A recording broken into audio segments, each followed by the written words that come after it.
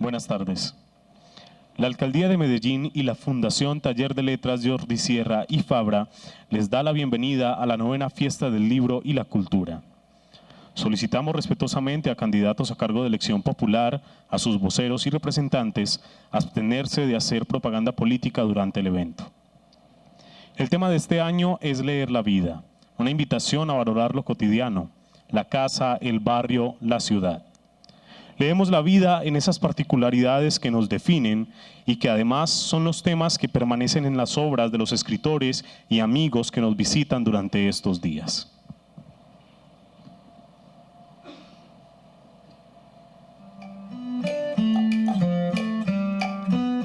Ya están dispuestos, beso y papel, capítulo y risa, tinta y mantel. Ya está la idea, hecha canción, y la cuartilla y el corazón. En la fiesta, otra vez, estará lo mejor. Los puntos, letra y risa, paréntesis, juntos. Paso la hoja. En la fiesta, otra vez, la palabra vendrá vestida del color de nuestra alegría. Repito el título. En la fiesta, otra vez, estará lo mejor. Los puntos, letra y risa, paréntesis, juntos. Paso la hoja. En la fiesta, otra vez, la palabra vendrá vestida del color de nuestra alegría.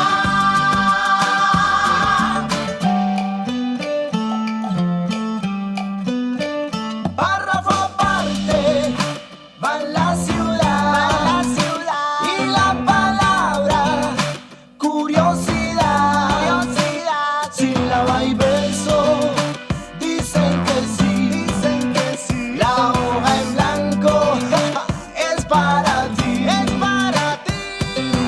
En la fiesta, otra vez, estará lo mejor. Los puntos, letra y risa, paréntesis, juntos.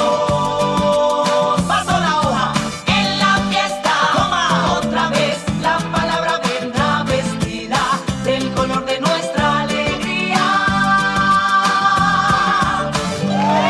9ª Fiesta del Libro y la Cultura, 11 al 20 de septiembre. Invita a Fundación Taller de Letras y Secretaría de Cultura Ciudadana de la Alcaldía de Medellín. Medellín. Todos por la vida.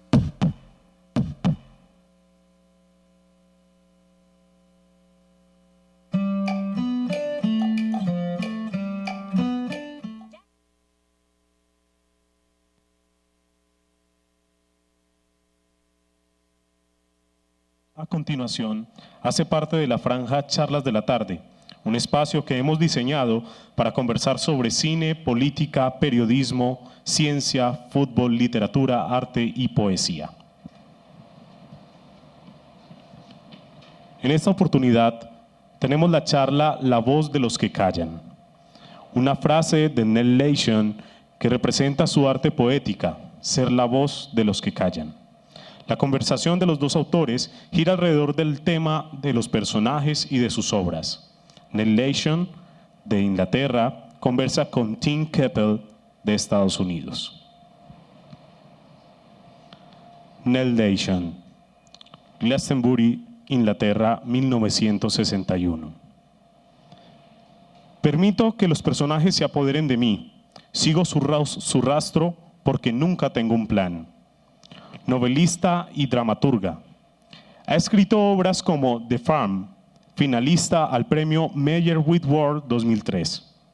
Comfort Me with Apples, premio Evening Standard 2005. Bedlam, la primera obra hecha por una mujer llevada al teatro Shakespeare's Globe, y novelas como Black Dick, Devotion, The Color of Milk. Refiriéndose a su último libro, Memories of a Dipper, dice: es sobre un ladrón, y al escribirla tuve ganas de robar a mis amigos de vez en cuando. Soy mi personaje y me tienta la experiencia. Tim Keppel, Alamogordo, Estados Unidos, 1955. Cuentista y novelista, radicado en Cali, hace casi 20 años. Durante mucho tiempo se dedicó a viajar y a leer. Fue taxista y finalmente encontró su vida en la literatura. Publicó en 2008 Alerta Terremoto, una selección de cuentos sobre la vida en Colombia vista desde la perspectiva de un extranjero. Y en 2009 publicó su novela Cuestión de Familia, en donde quien narra es también un extranjero, pero esta vez profundamente transformado por la cultura colombiana. Keppel es actualmente profesor de la Universidad del Valle y sigue siendo un lector que pasa las horas del calor echado en una hamaca en su casa en Cali. Un aplauso para nuestros invitados.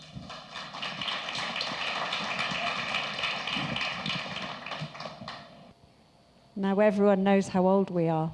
Ya todos saben cuántos años tenemos, cuán viejos somos. Okay, it's nice to be here. Bueno, me place estar acá. Neil, why don't you start out by Enel, ¿por qué no empiezas a explicarnos cuando tú dices que eres la voz de las personas que no tienen voz? It's a translation of Es something that I una said. It's traducción obviously de not a algo Spanish que yo word. dije.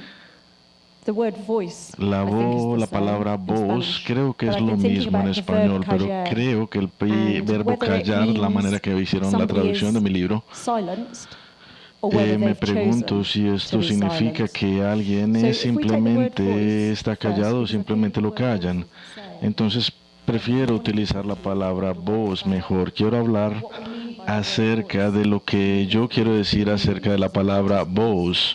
Hay dos significados para la palabra voz. Hay obviamente la voz del escritor y la voz del personaje. En este momento estoy hablando acerca de la combinación de los dos, pienso. Creo que estoy hablando más acerca de lo que vamos a hablar durante la hora siguiente. Creo que vamos a hablar más acerca de la manera en que escuchamos ciertas voces en la sociedad, le damos prominencia a ciertas voces y las escuchamos y escuchamos.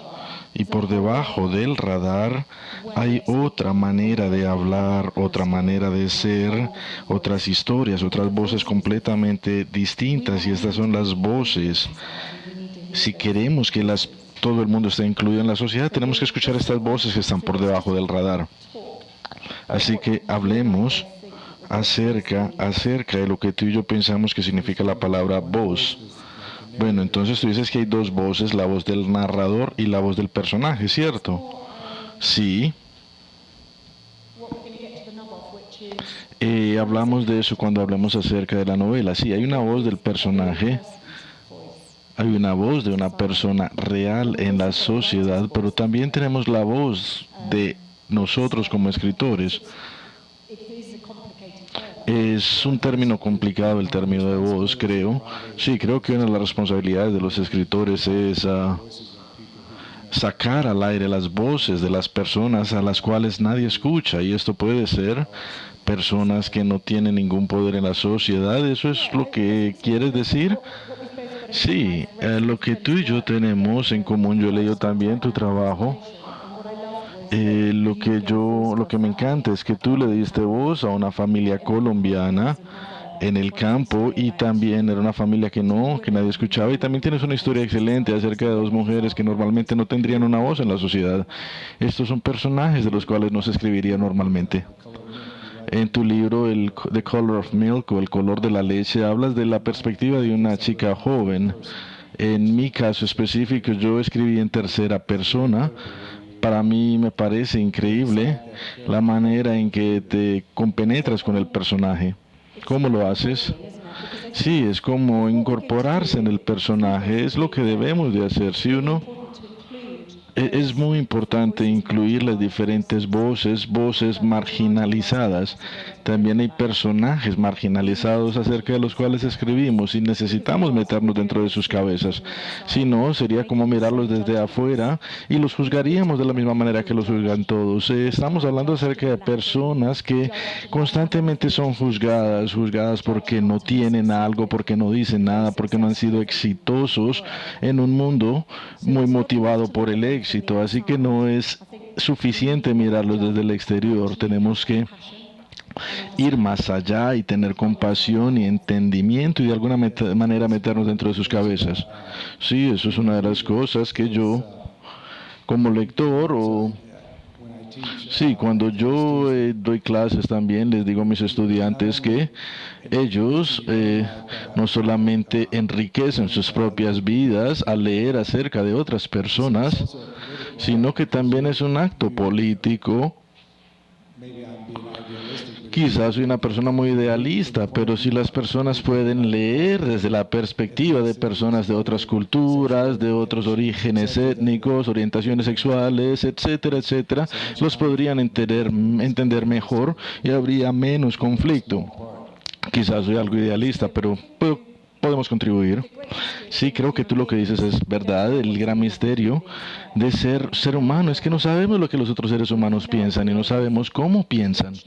Y no sabemos acerca de la riqueza o la falta de riqueza en sus mundos. Para mí leer, y estoy seguro de que para ti también, lo es, leer es un acto político.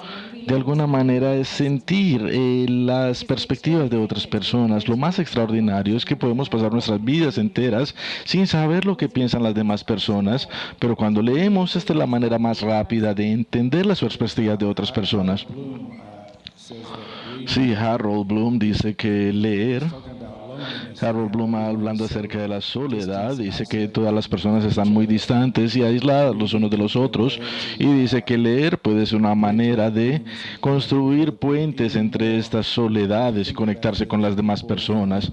Si pensamos acerca de las personas, nuestros amigos, nuestros familiares relativos, piensen cuántas personas de estas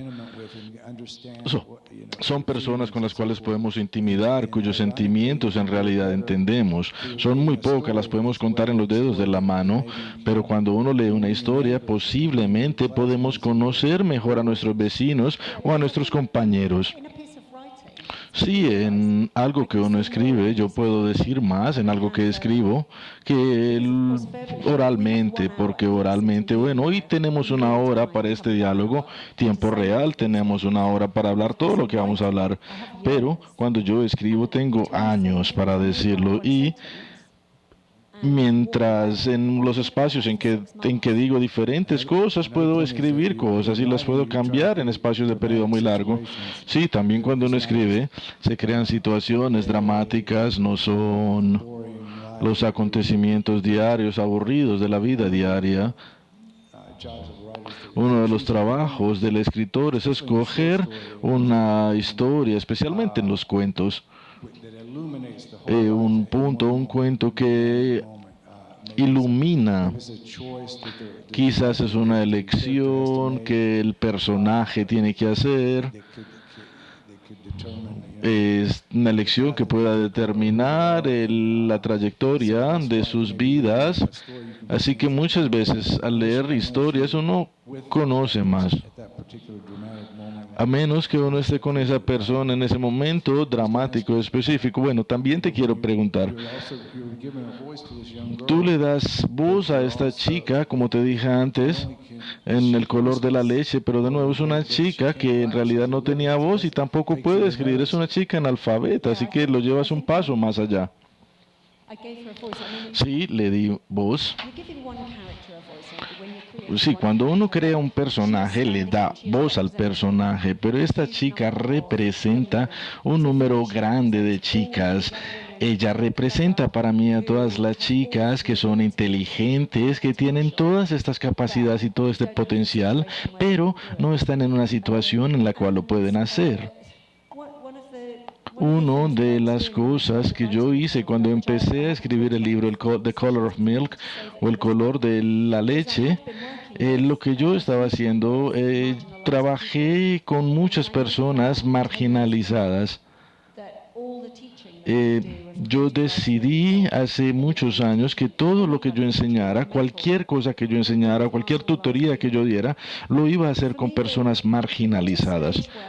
Yo llego a un punto en el cual cuando enseñaba escritura creativa, todas las personas que me hacían alguna pregunta eran personas que tenían derecho a escribir, a hablar y podían ir a donde quisieran y podían pagarle a un escritor para que les enseñara a escribir, para que considerara sus escritos, para que los analizara. Entonces, si yo hace muchos años tomé la decisión de que yo iba a llevar lo que estaba haciendo un paso más allá. En mis escrituras yo estaba muy interesada en las personas marginalizadas, pero yo también convertí mi trabajo en un acto político.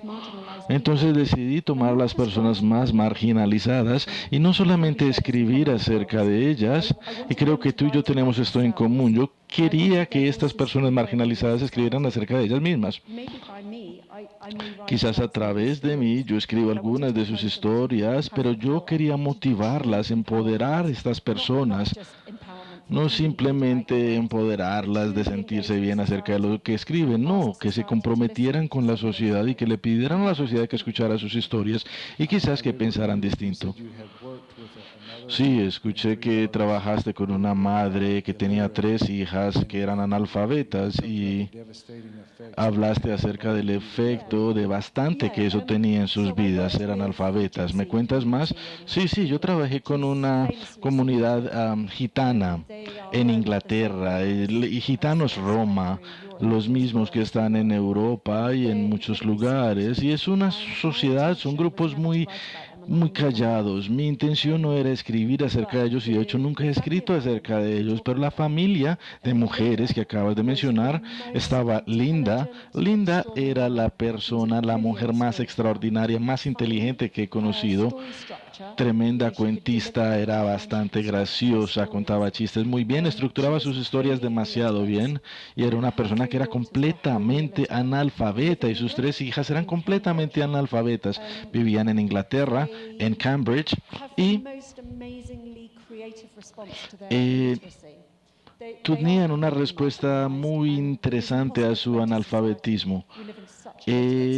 Vivimos en una sociedad en la cual no podemos ser analfabetos y cuando uno hablaba con ellas, digamos hasta las fórmulas médicas, digamos el esposo de Linda estaba enfermo, tenían que ir por remedios y tenían trucos para acordarse. Obviamente, digamos, tenían 10 botellas de pastillas, así que se defendían. Estas 4 mujeres, tenían una habilidad extraordinaria de defenderse de esa manera. Creo que me afectó muy profundamente el darme cuenta de que la soledad que ellas sentían por su analfabetismo. Cada momento es una humillación posible para ellas en la sociedad. Si ellas van a un almacén y dicen, bueno, no me gusta esto, ¿me lo puedes cambiar? Entonces les piden que escriban el nombre y su dirección y son personas analfabetas que no pueden hacerlo. Entonces son personas que en realidad nunca se pueden comprometer con nada. Y tú les enseñaste cómo leer y escribir. No. Yo les enseñaba acerca de escritura creativa. Uno puede escribir creativamente aún no sepas escribir. Es más acerca... no debemos de confundir el analfabetismo con falta de inteligencia, así que nosotros utilizamos grabadoras para que ellas contaran sus historias y escribieran sus historias creativamente. ¿Y por qué decidiste o prometiste que no ibas a escribir acerca de esta comunidad gitana? Sí, esto es algo que yo quiero hablar, que les quiero contar. Aquí hay 2 actos distintos. El primer acto es darle voz a las personas marginalizadas en la sociedad como personajes, pero hay un acto mucho más radical. El acto de darles su propia voz, y para mí los gitanos específicamente, por cientos de años, han tenido unas ideas muy negativas acerca de ellos. Nosotros pensamos muchas cosas, de que son peligrosos, de que son muy sensuales, de que muchas cosas que nos cuentan acerca de los gitanos, y en realidad es pura mentira. Y yo quería llegar a un punto en el cual ellos escribieran sus propias historias, contaran sus propios cuentos en la sociedad, y creo que lo he hecho durante 8 años que trabajé con ellos. Bueno, tengo un escrito para la BBC y uno de ellos me acaba de escribir un correo y me cuenta que ya tiene un agente para una novela. Estamos hablando de uno de los gitanos. Para mí esto es muy recompensante. Yo sé que tú hablaste o has hablado con los prisioneros, te has enfocado con esa comunidad. Sí, pero yo creo que tú debieras de escribir acerca de los gitanos y lo haces de manera Con compasión podrías hacer las dos cosas, que ellos escriban por sí mismos, y yo pienso que tú podrías escribir cosas muy hermosas acerca de la comunidad gitana. Sí, pero el problema es que por muchos años otras personas se los han hecho, han escrito mal acerca de ellos. No, no, yo tomé una promesa, yo hice una promesa. Para mí es como apropiarse de la cultura. Yo no soy de esa cultura, no entiendo esa cultura, no me quiero apropiar de la cultura. Sí, pero lo podrías hacer de una manera en la cual una mujer inglesa, una persona inglesa interactúe con ellos. Sí, sí, pero muchísimas personas ya lo han hecho. Yo quería ser mucho más radical, yo quería llevar su trabajo un poco más allá, de decirles, bueno, este es su espacio, así que ustedes escriban sus propias cosas. Pero en realidad es algo difícil porque también hay que motivar, o esto es un proyecto a largo plazo, si estamos hablando acerca de personas que son analfabetas o que no conocen bien el lenguaje, toma mucho tiempo para desarrollar la confianza, desarrollar las habilidades lingüísticas para que lo puedan hacer. Yo te iba a preguntar acerca de los exprisioneros. Bueno, yo entiendo que tú también has trabajado con prisioneros, ¿no? Sí, sí, yo trabajé como trabajador social con prisioneros, trabajo, y con personas indigentes también, con refugiados. Para mí ha sido una gran experiencia. En realidad no enseñé escritura creativa. ¿Qué les enseñaste? No, no, yo hice trabajo social con ellos. Yo trabajé dentro de las prisiones, dentro de las cárceles. Era parte de un trabajo.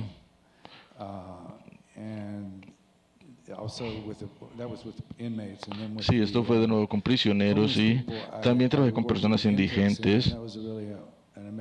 Para mí esto fue una experiencia increíble porque eran temperaturas bajo cero en Filadelfia y teníamos como un lugar en el cual lo recibíamos y había muchas personas, mucho ruido, y 6 de nosotros trabajábamos, llamábamos los números de estas personas indigentes que acaban de llegar de la calle y teníamos que evaluarlos, a ver si tenían problemas mentales, problemas de drogadicción, problemas de vivienda. Obviamente no tenían casas, así que los llevamos a un refugio, los tratamos de llevar a un refugio, y luego el año siguiente trabajé también en algo similar. Después de que estas personas recibían ayuda de vivienda, algunos ya no podían continuar viviendo en estas casas de vivienda pública y los sacaban de sus casas y regresaban a los refugios. Entonces tratábamos de negociar con ellos para que los dejaran permanecer en sus casas más tiempo. Fue una experiencia bastante pedagógica. ¿Y piensas que cambió tu escritura o informó tu escritura? Sí, tú leíste una historia que yo escribí acerca de una mujer que echaron de su refugio para personas indigentes porque le encontraron una pipa para fumar cocaína. No tengo muchas historias así, pero definitivamente me cambió esa experiencia como persona, ver estos diferentes estratos de la sociedad. Sí, parece en la historia que se desarrolló una amistad muy bonita entre las dos mujeres, y creo que lo que más me gustó es la compasión que tú reflejas por esos dos personajes. Es en tercera persona, estuvo hablando, y cuando uno lee la historia, nos damos cuenta de que entendiste muy bien, te metiste bajo la piel de estas dos mujeres, y hay una conexión frágil, hermosa, que pienso que con frecuencia subestimamos en la sociedad. Creo, bueno, quizás no lo hacemos conscientemente, posiblemente lo hacemos de manera inconsciente, pero creo que no creemos que las personas que están o que han estado en situaciones muy malas sienten de la manera que nosotros sentimos, que tienen la misma fuerza en los sentimientos. Y yo, después de que tomé la promesa que les dije ahora, trabajé 10 años con una organización que se llama Vita Nova, o en español sería Nueva Vida. Vita Nova, trabajé con esta organización 10 años.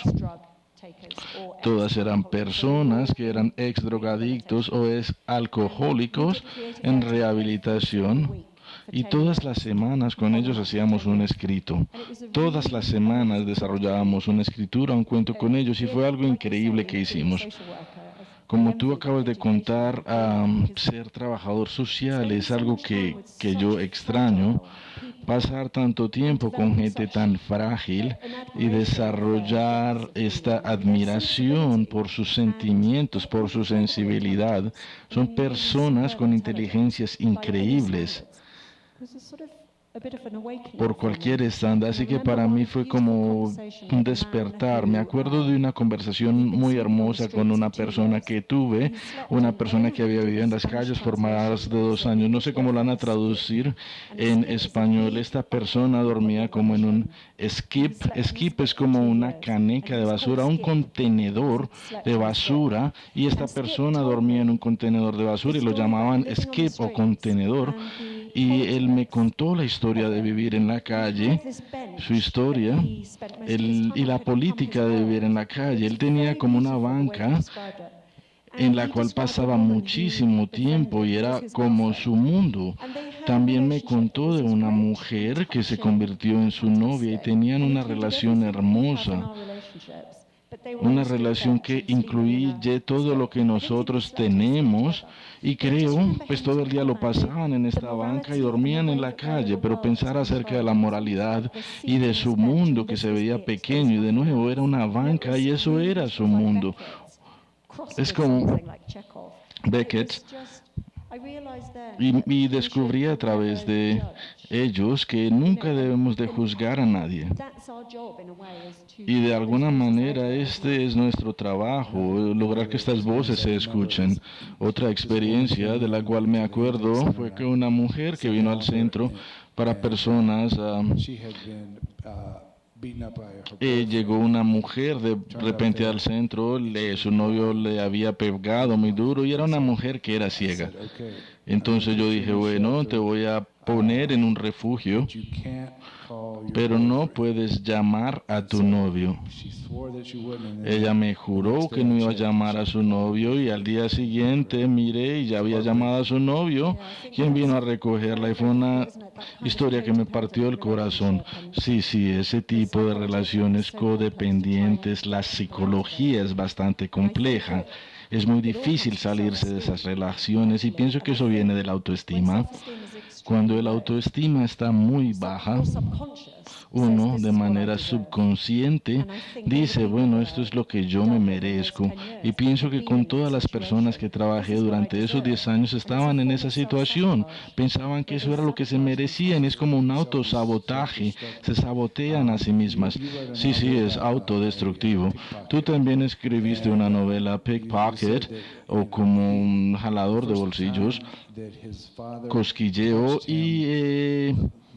en el libro dice que la primera vez que su padre lo tocó, roce fue algo distinto, una cachetada. Sí, fue un nuevo libro que en este momento se está traduciendo al español y pienso va a estar publicado en español el año entrante. Sí, es una memoria de un ladrón.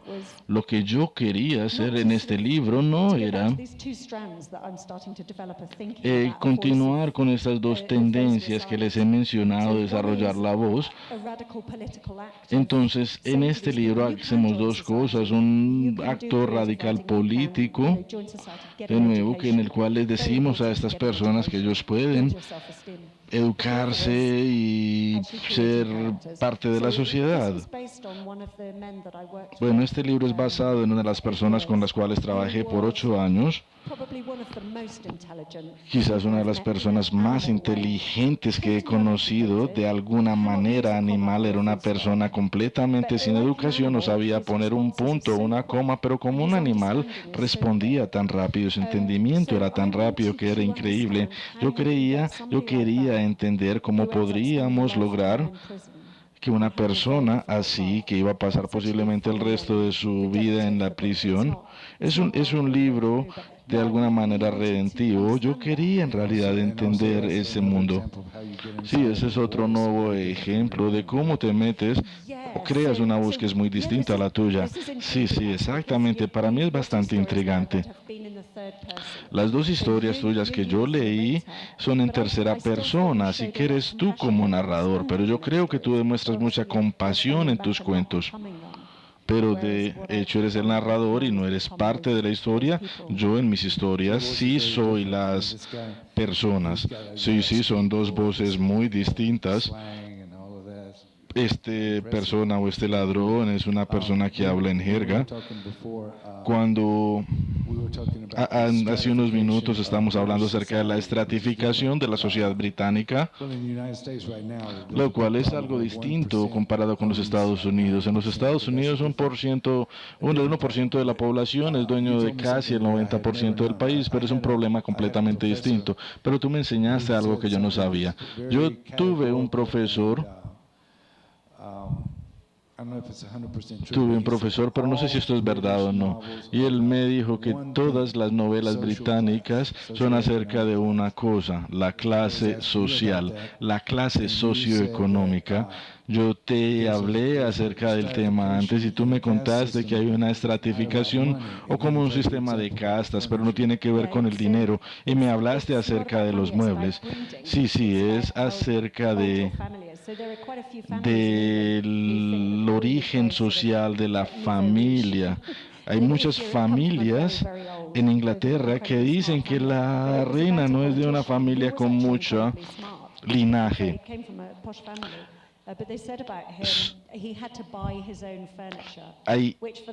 La historia tuvo que comprar sus propios muebles y esto es una frase en Inglaterra que es un insulto. Si uno es rico en Inglaterra, uno no compra muebles, los muebles los hereda de sus familias. Tú has escrito novelas y no estoy seguro. ¿Tus novelas son acerca de clase social o no? No sé si es exactamente lo mismo. Si yo estoy escribiendo acerca de un personaje, yo escribo acerca de muchos personajes. Obviamente cuando uno escribe una obra de teatro, uno se convierte en 20 o 30 personajes. Entonces yo tengo que tomar decisiones conscientes acerca de la clase de estos personajes. Y cuando uno utiliza actores, las personas, los actores te preguntan, bueno, esto puede ser un trabajador o puede ser de esta clase, pero estoy segura de que es lo mismo en Medellín. Yo salí a caminar hoy haciendo algo de investigación para esta presentación, así que caminé en distintas partes de Medellín y hay partes muy pobres y me quedó bastante claro de que ustedes, como escritores de Medellín, tomarían la decisión de incluir este tipo de personajes. El lugar que siempre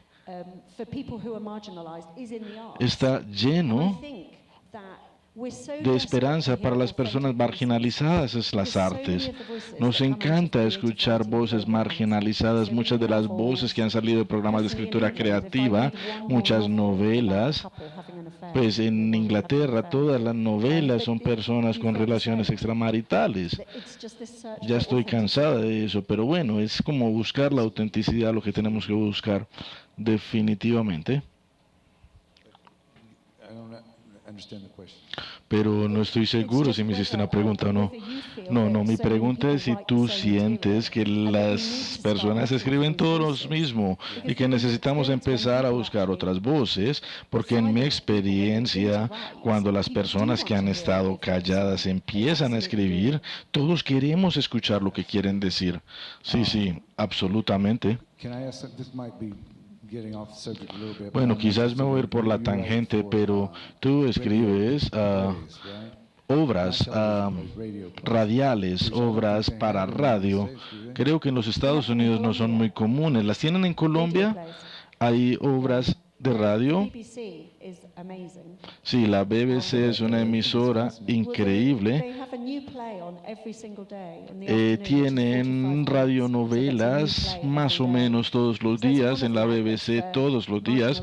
Así que ese es uno de los canales para las voces marginalizadas.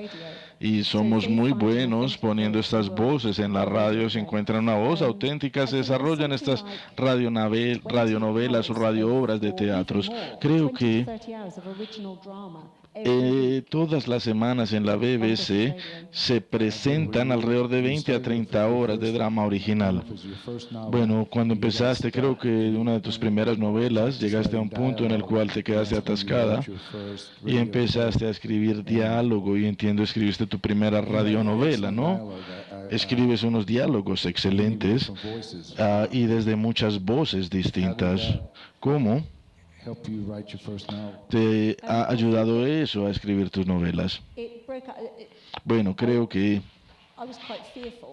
Bueno, yo era muy tímida cuando escribí mi primera novela, tenía muchos miedos, me estresaba mucho y me llenaba de miedos y me llenaba de dudas constantemente. Y cuando empecé a escribir diálogo, bueno, mi problema era siempre la descripción, porque yo creo que escribir es bastante aburridor.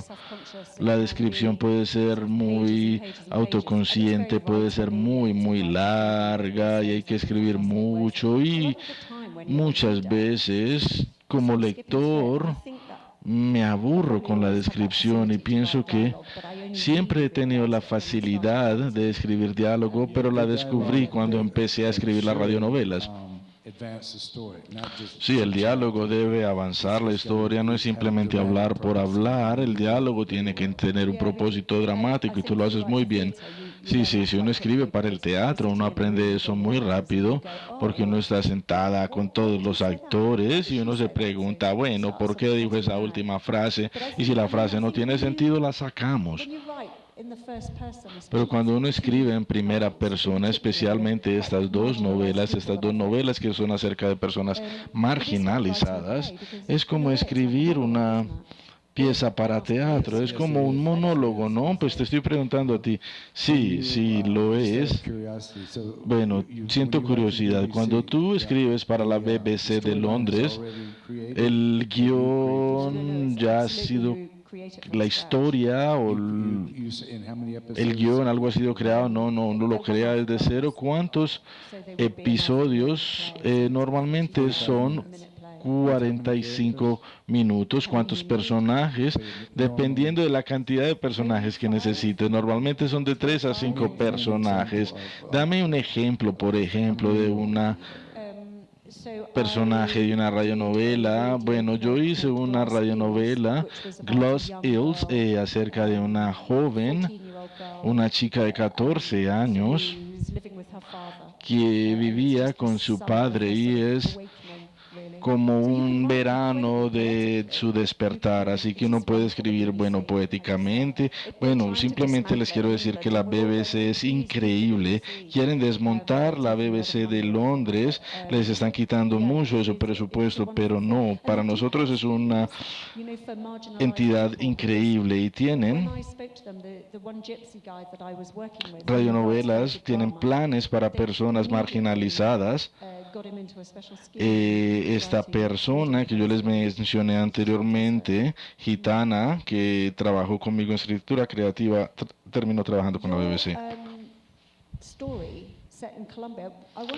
Tu historia con contexto en Colombia. Te quería preguntar acerca de tu historia con contexto en Colombia. ¿Cómo te sientes como un extranjero que vive en Colombia? Sé que has escrito mucho acerca de la experiencia de ser una persona de afuera que vive en Colombia.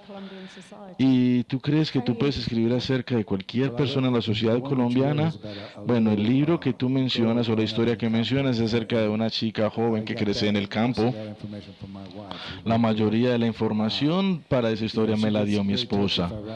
Mi esposa se emociona mucho si escribo acerca de estos temas y le tengo que mostrar mis cuentos antes de publicarlos, y ella me sorprendió bastante con esta historia. Me pidió que sacara algo de este cuento específico. Una chica que creció en pobreza, y ella me dijo, no, cambia pobreza por pobreza extrema.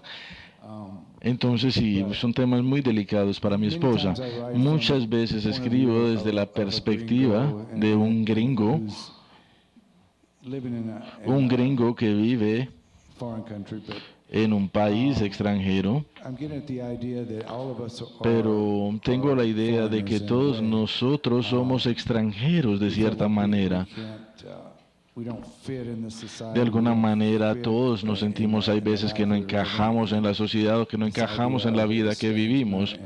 Así que la idea de un extranjero not being able to connect, and I think most que people no can se identify puede this. It's more of a conectar, universal creo que thing todos than nos just podemos conectar con ese sentimiento. Es un tema nationality universal, or anything. va más allá de la nacionalidad, creo yo. La nacionalidad es una parte de qué somos, de quiénes somos, pero en realidad es una parte muy pequeña. And recently I was Y recientemente sitting in estuve, the park with some friends, estaba and sentado en un parque this con guy unos comes up amigos and y he pasó was alguien, asking for money. eh, So he comes directly to me. nos pidió dinero y llegó directamente a donde yo estaba sentado a pedirme dinero. Y llegó a pedirme dinero y yo le dije, hey, ¿por qué me pediste a mí primero? Yo soy colombiano como todos. Y el Señor me pidió excusas. Yo tengo una hija de 5 años que no quiere aprender a hablar inglés. Entonces soy tan colombiano como puedo ser. It's really interesting the response I've had to The Color of Milk. Bueno, la respuesta a mi libro El color de la leche ha sido bastante interesante. En Inglaterra ha sido una novela histórica.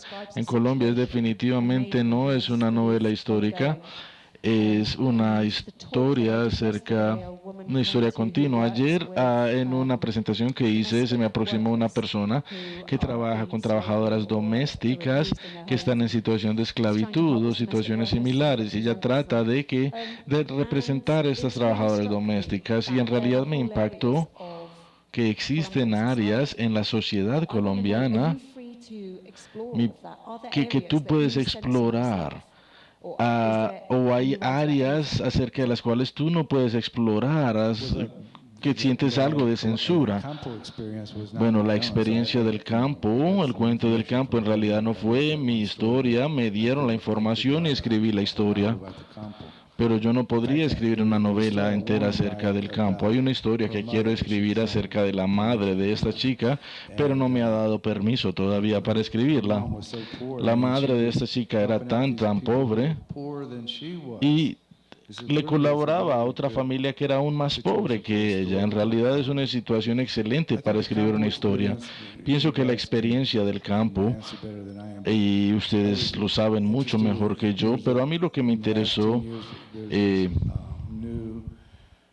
es que, digamos, en los últimos 10 años ha habido una nueva categoría, lo que llamamos novelistas urbanos, y para mí eso no tiene sentido. Si no es una novela urbana, tiene que ser una novela del campo. Entonces, esto me hace pensar que las novelas antes de la categoría de novela urbana eran novelas acerca del campo, pero no tiene sentido porque las novelas urbanas vienen desde los tiempos de Balzac y de Charles Dickens y hace muchísimos años. Bueno, no sé. Creo que tú comentaste que acá en Colombia no es una novela histórica porque en el campo el tiempo no pasa, el campo nunca cambia, es bastante interesante.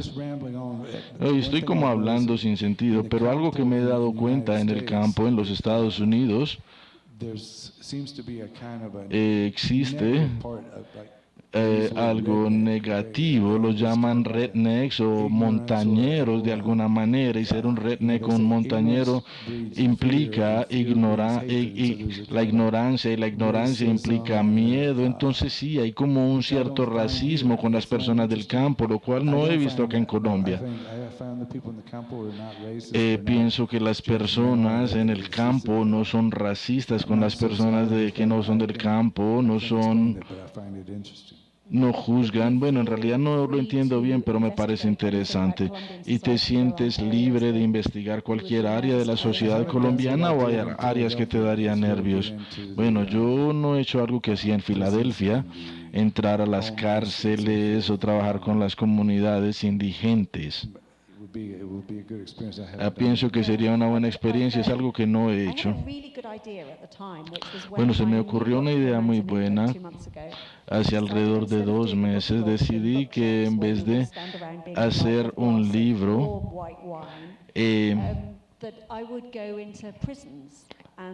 para vender en librerías o elegantes, haría un libro para lanzar en las prisiones, porque pienso de la retroalimentación que ellos me podrían dar, y fue una experiencia bastante profunda estar con personas que estaban tan marginalizadas y que no tenían voz, y poderles mostrar que yo les podía dar una voz a sus experiencias, y ellos en realidad no podían entender, estaban bastante impactados, sentían que yo era una señora bastante agradable, pero cuando, bueno, leí el libro, les dije, estaba muy alegre de estar allá, y les leí el primer capítulo de mi libro.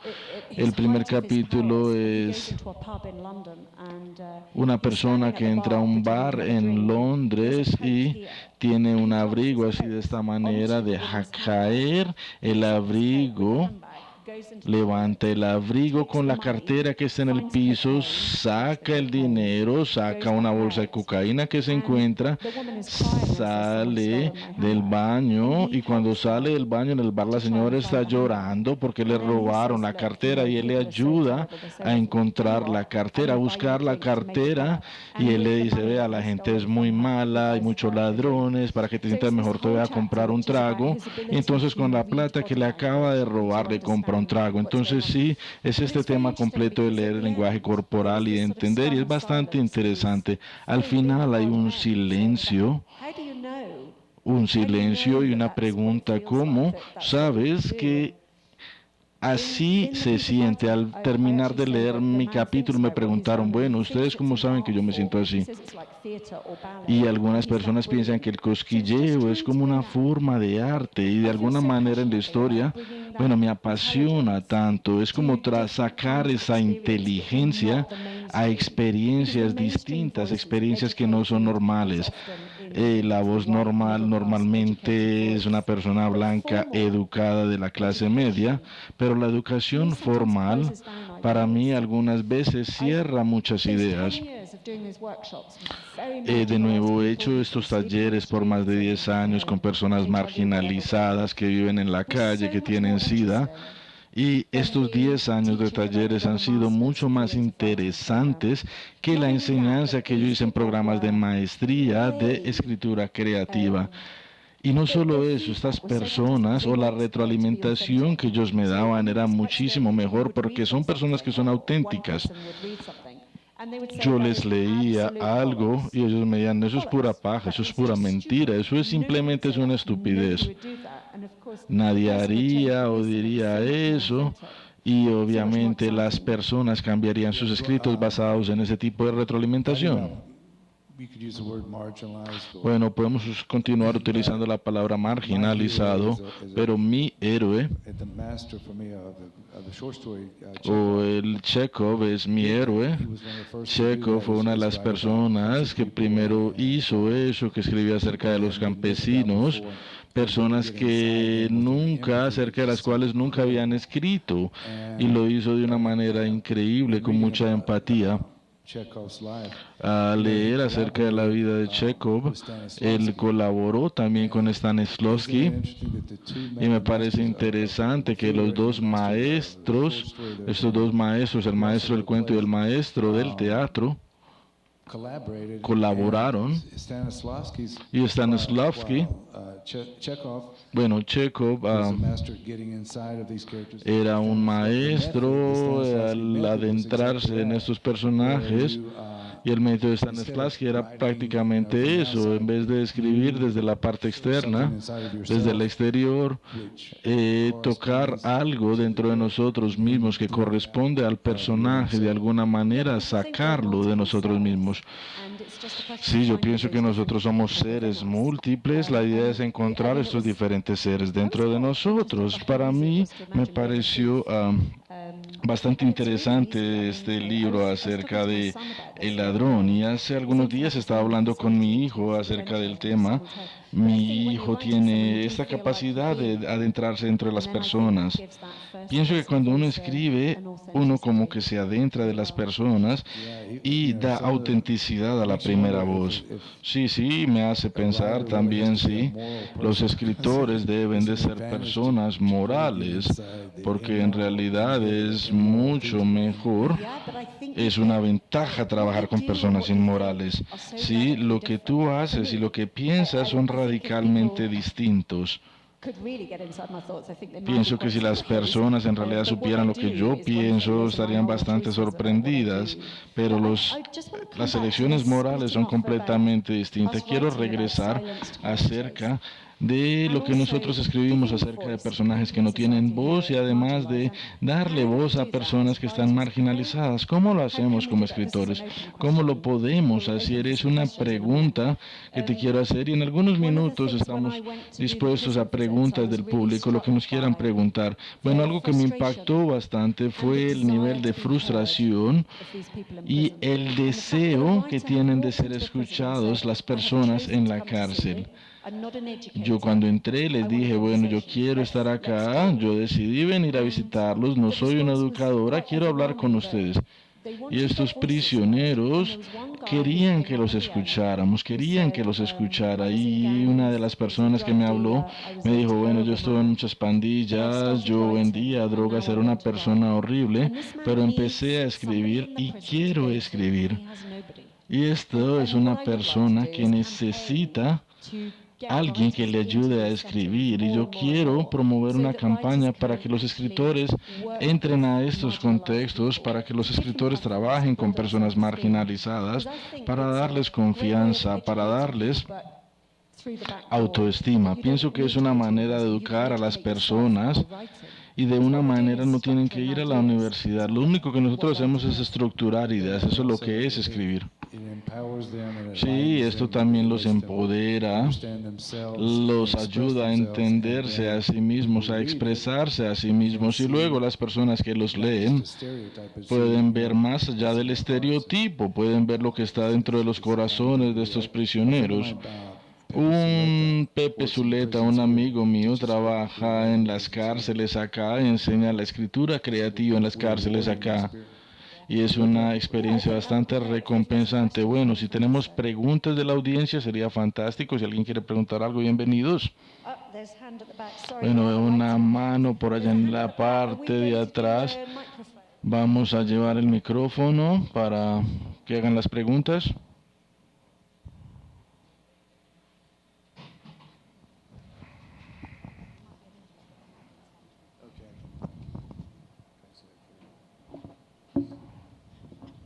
Hello. Yeah, this is, I guess, more open than shut question. Bueno, but es una for now, pregunta abierta. You seem really passionate about Te ves distinguishing which bastante groups apasionada should and acerca de shouldn't distinguir qué grupos deben y no deben de recibir una voz. Por ejemplo, tú no quieres escribir acerca de los gitanos, como nos acabas de decir. Si digamos Tim, que no tiene esta noción que tú tienes acerca de los gitanos. Bueno, yo también soy de los Estados Unidos, así que no sabemos mucho acerca del tema de los gitanos. Pero digamos, si Tim va y escribe acerca de los gitanos, ¿a ti te gustaría leer su libro o asumirías que es parte de lo que todos han escrito? Bueno, es una gran pregunta, es una pregunta bastante difícil. Sí, pienso que los gitanos son un grupo social tan específico que no han tenido una voz. Ellos de alguna manera hicieron una promesa entre sí de que no iban a compartir su idioma con el resto del mundo. Y hay un poeta gitano, Kupapupsa, creo que significa mariposa, de nuevo un poeta gitano de Polonia, escribía una poesía increíble. Y digamos, si tú, Goya es una persona que no es gitana y Papushka, de nuevo este poeta, escribía su poesía, un poeta un día le ofreció traducirla al español, la tradujeron al español, la publicaron pero a esta poeta simplemente la sacaron de la sociedad gitana, perdió todo por haber escrito y traducido esto públicamente, y desde eso lo llaman la maldición de Papuska. Cualquier persona que escribe en el lenguaje romano y lo traduce tiene supuestamente esta maldición. Así que son bastante delicados acerca de escribir, son un grupo bastante cínico. Si alguien como Tim, digamos, llega y les dice que quiere trabajar con ellos, son muy cínicos, pero trabajaron conmigo porque yo les hice la promesa de que no iba a escribir nada de ellos y me creyeron. La segunda parte de la pregunta es que si yo leería un libro que Tim escribiera acerca de los gitanos, muy probablemente no lo quisiera leer porque yo quisiera leer la voz auténtica, no la voz filtrada a través de Tim, y no porque esté en desacuerdo con lo que él haga. Bueno, sí, es una pregunta bastante delicada. Yo me sentiría mal o incómodo escribiendo desde la perspectiva de una persona negra, digamos, simplemente porque no soy negro y no sé cómo hacerlo. Escribir desde la perspectiva de una mujer. También, por ejemplo, recientemente he empezado a tratar de escribir desde una perspectiva de un colombiano, pero lo hago en tercera persona. Creo que depende mucho de cómo se haga. Si uno lo hace de la manera correcta, pues estaría bien, pero pienso que no podemos generalizar. Sería una situación caso a caso que habría que mirar.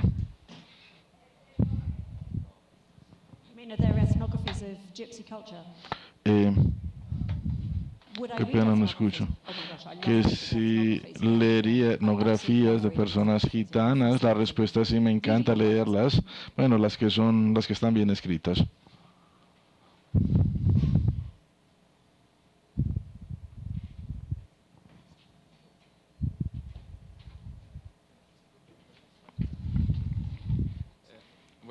Buenas tardes, primero para agradecerles pues, por compartir este espacio con nosotros. Para preguntarles pues, en su rol como escritores, ¿cómo no confundir las voces que representan pues, las voces que ustedes están dándole vida y que están dándole una voz pues, a los que callan, como dicen, con la suya propia? ¿Cómo no perderse ustedes en ese montón de voces o que no los afecte y se metan pues, en esa piel de los personajes?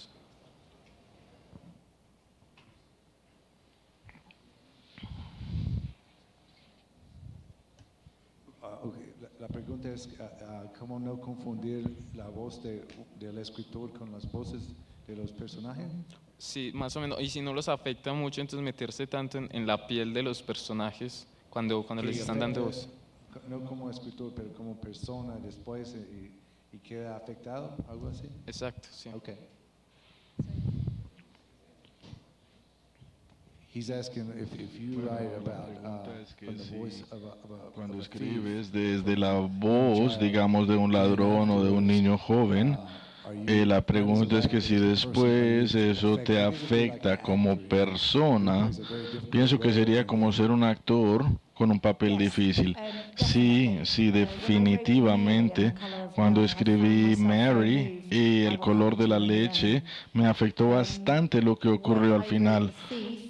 Cuando escribí El ladrón, The Thief, El ladrón, una noche estaba en un restaurante en la cual tenía muchas ganas de ponerme a robar. Entonces sí, yo me preguntaba, bueno, nosotros vamos a los restaurantes, comemos y dejamos dinero en la mesa. Entonces yo una vez hice un cantinazo, me fui al restaurante sin pagar, pero luego los llamé y pagué. Y me dijeron que sí, que se sintieron algo extrañados porque yo no tenía pinta de ladrón, pero sí, bueno, cuando escribí el libro del ladrón yo miraba los bolsos de una manera muy particular y todas las personas que han leído mi libro del ladrón me dicen que son mucho más cuidadosas con sus bolsos. Quiero hablar otras cosas contigo, Tim. Quiero hablar acerca de esta palabra voz de nuevo. Para mí existe solamente la voz del escritor. Nosotros hablamos de la voz del escritor, pero si uno escribe y escribe y escribe, desarrollamos nuestra voz.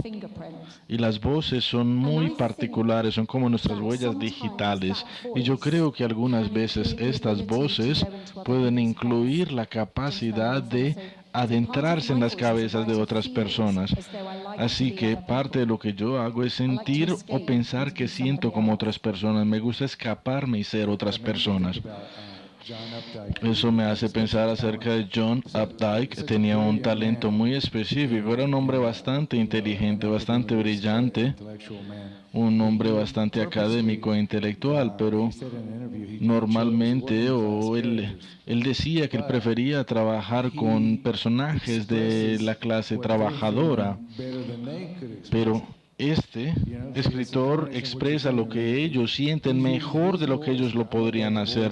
De nuevo, la voz de John Updike es una voz bastante particular, bastante descriptiva, bastante poética, un lenguaje bastante poético que él utiliza para describir las experiencias de estos personajes de la clase trabajadora. Él escribía acerca de sus sentimientos.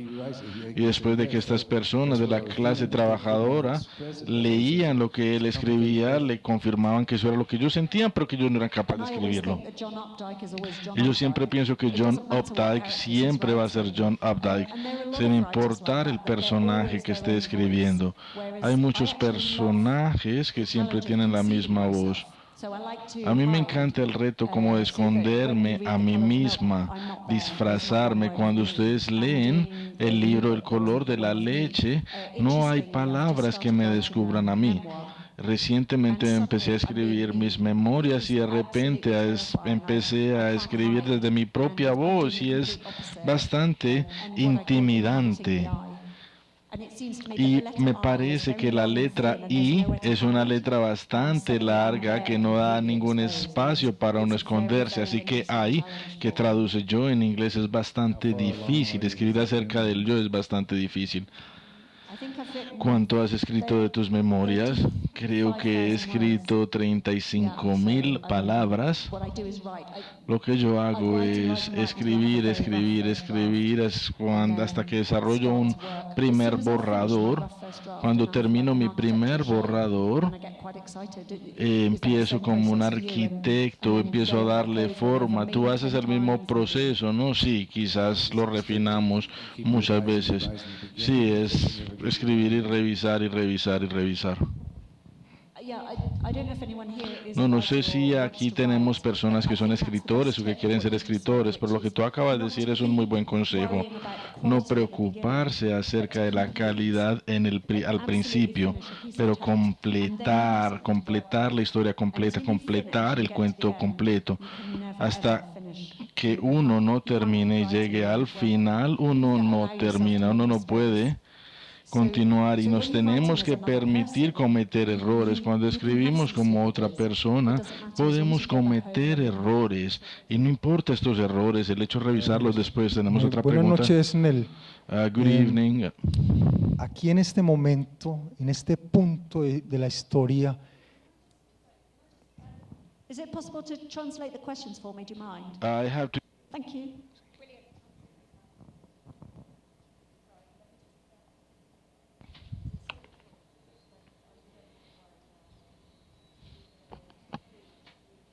Testing. Can you hear me okay?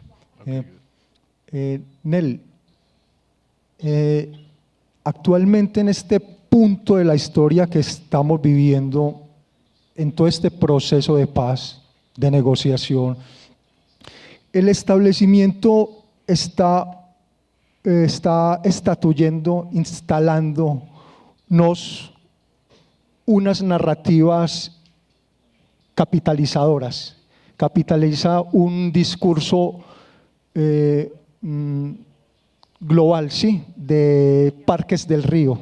Hay esa narrativas de Parques del Río, que niega precisamente esas otras voces que no tienen quien las cuente. Es las voces de la memoria, En este momento de nuestra historia, esas narrativas de memoria son las que van a salir avante con todo este asunto histórico de agresiones, de negaciones, de afrentas, ¿sí? Esas narrativas también nos están marcando actualmente. ¿Qué tenés que decirnos al respecto de esta ambigüedad, de esta distorsión del establecimiento que quiere negar nuestra memoria, que quiere acallarla y que quiere reducirla al olvido? And that wants us to forget about our memory.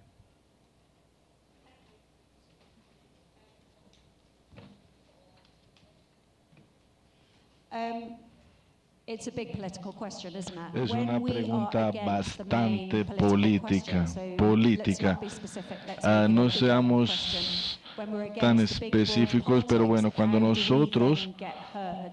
salgámonos un poco del contexto. Cuando nosotros estamos en contra de un gran ente político, ¿cómo lo logramos? De una manera silenciosa, callada, asegurándonos de que las personas cuyas voces no se han oído tengan voz. También juntar diferentes declaraciones, juntar diferentes testigos, grabar a las personas, grabar lo que las personas dicen. Y somos personas muy talentosas. En este momento específico en nuestra historia, es mucho más fácil de que una voz que no ha sido escuchada se escuche, porque tenemos muchos medios, tenemos el Internet, tenemos un mundo. Y hoy en día en Gran Bretaña, acabamos de escoger un líder de la oposición, un líder que está completamente opuesto a la narrativa capitalista. No sé qué va a pasar en Inglaterra, no sé qué va a pasar en Grecia, no sé qué va a hacer España, pero tenemos espacio para todas estas narrativas y podemos utilizar los medios sociales.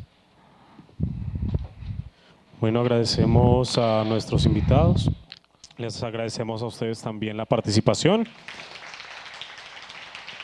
y los invitamos a recorrer los demás espacios que la fiesta tiene preparados para todos ustedes. Esperamos y estamos totalmente seguros que va a ser una experiencia inolvidable para ustedes. Les recordamos también visitar nuestras páginas sociales. Como Fiesta del Libro nos van a encontrar y utilizar también el hashtag Fiesta Libro. Para los interesados, a las 7 de la noche tendremos en este mismo espacio la charla Detrás de cada historia suena una canción, un recorrido por la obra de dos autores fundamentales en sus países que ambos valoran la música y sus obras han sido influenciadas por la canción, Walter Hugo Mae y Juan José Hoyos. Feliz tarde.